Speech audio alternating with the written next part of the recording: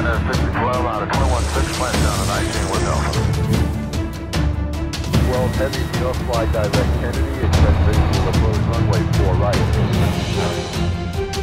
12, it's 31 left, clear.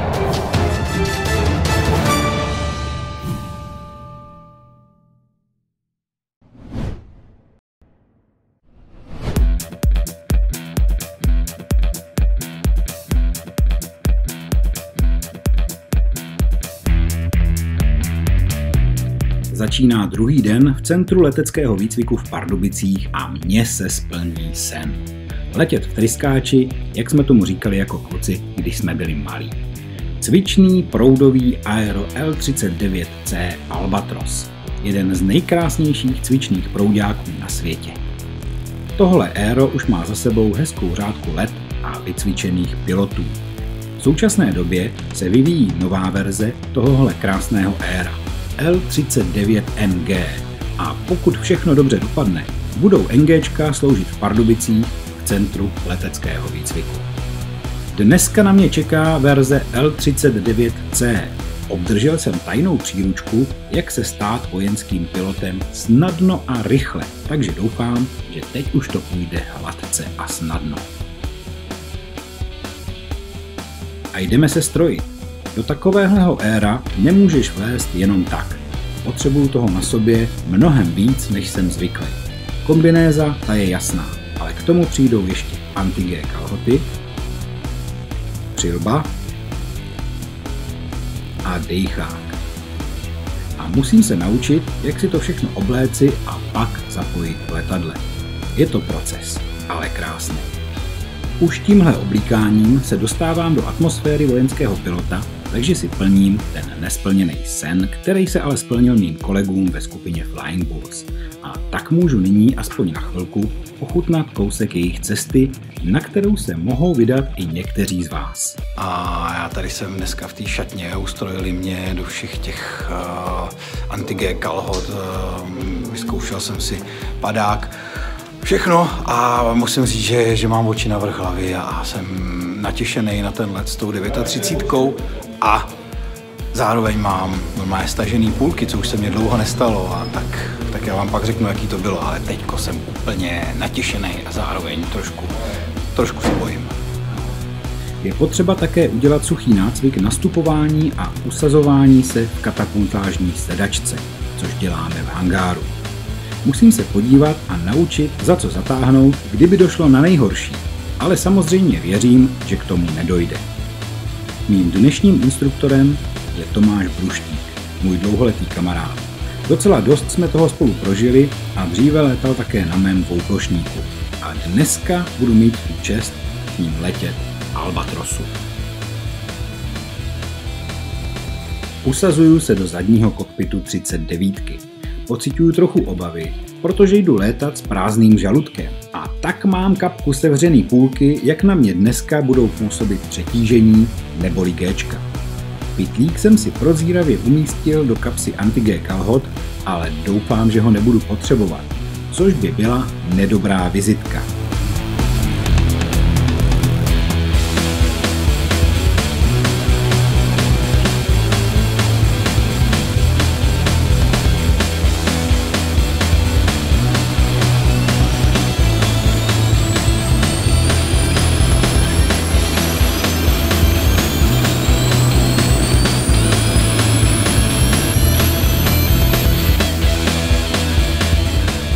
Pojíždíme a budeme opět startovat z dráhy 27, ale tentokrát vzlétáme ve dvojici s další 39. Poletíme skupinu spolu do prostoru a poté zažiju nácvik vzdušného boje. Těším se moc. A na závěr si i já vyzkouším, jak se Albatros řídí.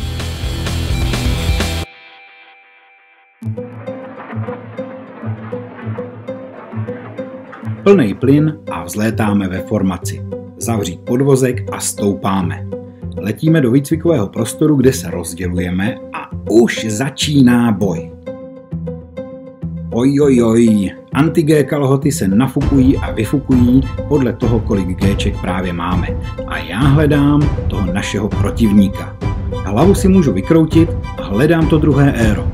Střídáme se, kdo je útočník a kdo se právě brání.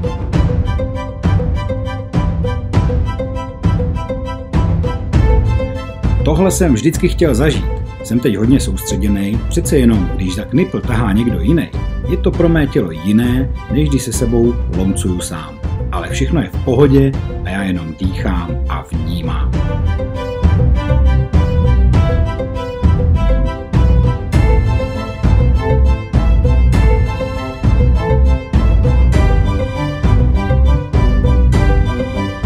Wow, to aero krásně poslouchá.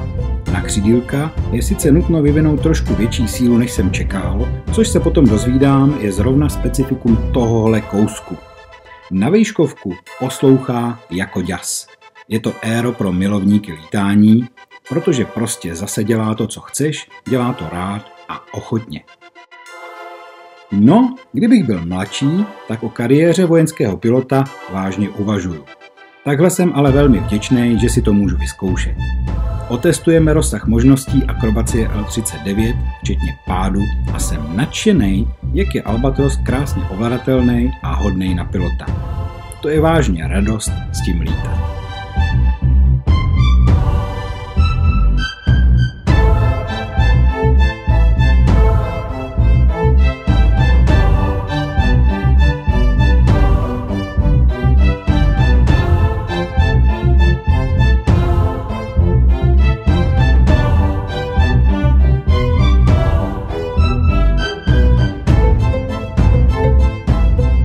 Na závěr mi Tomáš ukáže nácvik útoku na pozemní cíl a už se vracíme na letiště do Pardubic.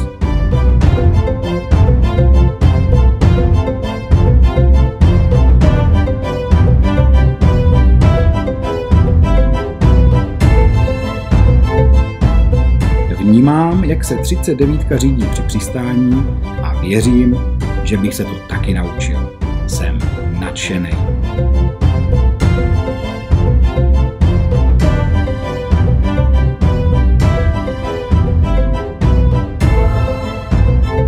Stejně jako včera je potřeba zážitky v sobě zpracovat.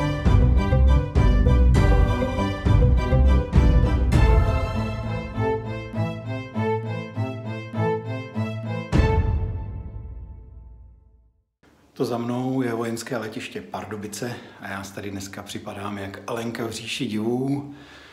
V kombinaci nevím ještě s kým a s takovým malým klukem, který ve mně pořád je, který se dostal do té vysněné hračkárny a to, co já dneska prožívám, je sen mnoha kluků.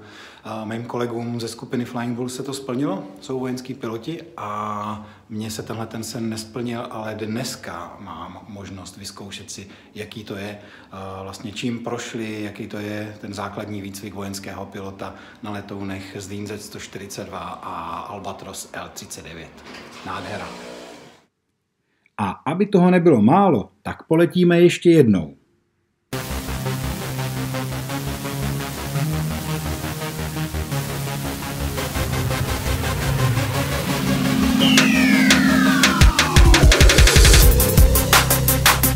Co vám budu povídat? Život někdy není vůbec jednoduchý. Byl jsem postaven před téměř Sofijinu volbu. Zda odpolední let strávím na sedačce legendárního Jaku C11, a nebo zase v 39. A to je sakra těžká volba. Upřednostnit další a nový zážitek a splnění warbirdovského snu v podání Jaku 11, a nebo se umravnit a sednout znovu do Albíku, abych ho lépe poznal a měl více záběrů a zkušeností. To je jako když vybíráš mezi manželkou a milenkou. Manželku miluješ a víš, že to dává totální smysl a milenka, ta prostě láká. Vzhledem k tomu, že se považuji za staršího a rozumného, nebo aspoň občas, zvolil jsem manželku, teda Albíka, a jsem rád. Ne, že bych nechtěl do Jaka, chtěl a moc, ale dneska tu mám nějaký úkol a tahle volba byla o tom vybrat ze dvou skvělých možností jenom jednu. Jo, tady řešíme většinou jenom dost luxusní problémy a za to můžu být zase vděčný. Tentokrát máme důležitý úkol doprovodit C11 ze sbírek Vojenského historického ústavu, kterou provozuje LOM Praha. Pilotovat ji bude display pilot Tomáš Bruštík. uděláme i nějaké air-to-air záběry. Já budu v 39 s Radovanem Cingelem, se kterým se už dobře známe ze včerejšího letu se 142.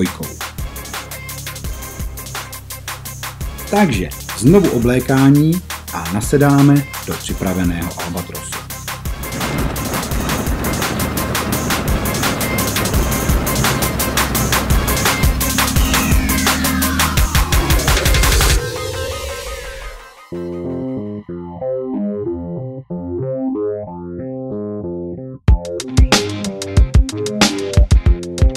Na začátek uděláme pár průletů nad pardubickým letištěm a poté odletíme do prostoru a já dostanu znovu příležitost pilotovat Albatros.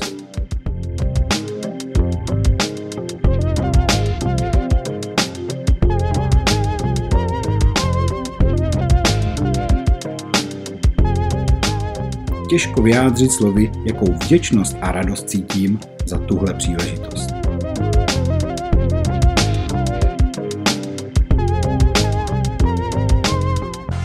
Tentokrát si s Albíkem rozumím ještě lépe. Je to samozřejmě dáno tím, že už něm letím podruhé a tak aspoň trošku vím, co čekat. Samozřejmě si nedělám iluze, že Aero znám. K tomu by bylo nutné toho spoustu nastudovat a také pořádné přeškolení, ale i tak si rozumíme.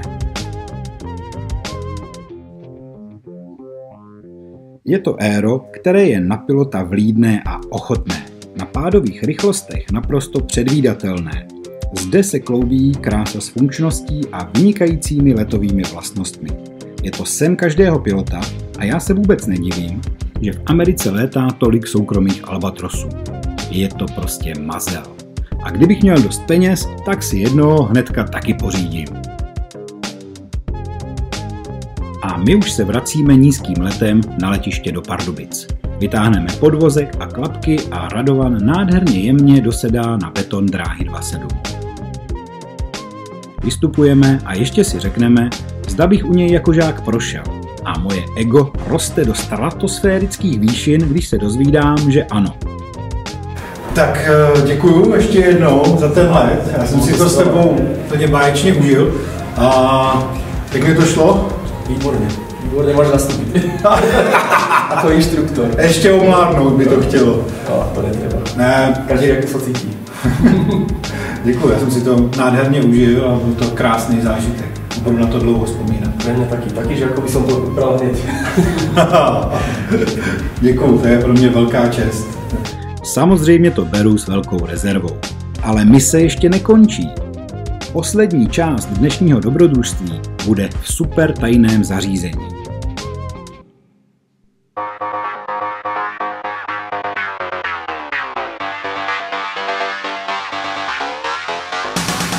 Společnost LOM Praha a Centrum leteckého výcviku na letišti Pardubice provozují taktické simulační centrum, kam se sjíždí piloti trénovat taktické situace, které potom mohou uplatnit v reálném výcviku a nedej bože i v boji samotném. Tady natáčíme velmi opatrně, jelikož jde o tajné zařízení. No, musím říci, že na simulátoru žádnej přeborník nejsem. Zkusil jsem si let ve dvojici a vzhledem k rozdílné dynamice simulátoru a absence tělesných věmů mi to vůbec nejde. Věřím, že bych se to naučil, ale teď jsem rád, že jsem si to zkusil a zemřel jsem v simulaci jenom jednou. A teď už zbývá jenom poděkovat a vyjádřit vděčnost. To, co jsem dneska zažil, je skutečné splnění snu. A třeba tohle video někoho inspiruje k létání a nebo k cestě vojenského pilota. A já děkuju společnosti LOM Praha a Centru leteckého výcviku v Pardubicích. Děkuju Jaroslavu Špačkovi, Tomáši Pruštíkovi, Radovanu Cingelovi a všem zúčastněným za tuhle jedinečnou zkušenost a těším se na vás všechny s dalším leteckým videem, ať už to bude test nějakého pěkného aeroplánu anebo podcast. Mějte se moc hezky a budeme rádi, když nám dáte palec nahoru a nebo video doporučíte někomu dalšímu.